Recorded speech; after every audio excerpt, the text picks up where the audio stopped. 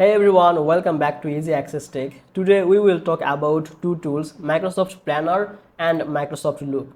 We are looking at them to see how they help team work together.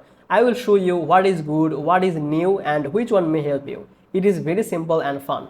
But before that, please check the description below. You will find the official link of the Microsoft Loop and Planner, and you can see some updated information if there anything changes. Well, now let's talk about them.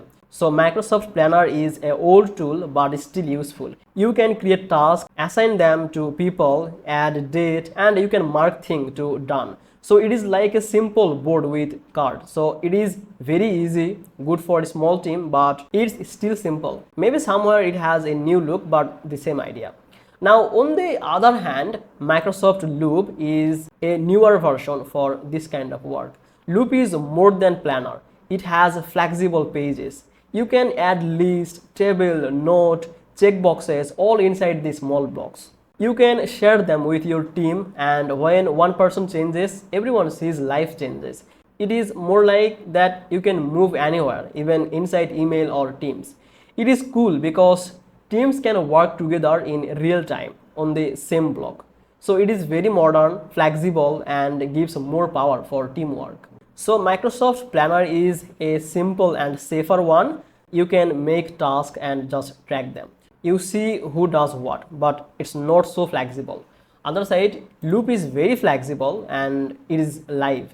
You build pages, components, and they refresh for everyone. In Loop, you can plan, write, collect idea, and all stays in sync. So if your team needs quick note, idea, checkboxes, and you want live update, Loop is a better choice. But if you want a simple board that people know, then maybe Planner is okay for you. Both can help you to your teamwork, but Loop is the future. It is more flexible, it's live, and it's more creative. Planner is very familiar, easy, and still good for small and steady work.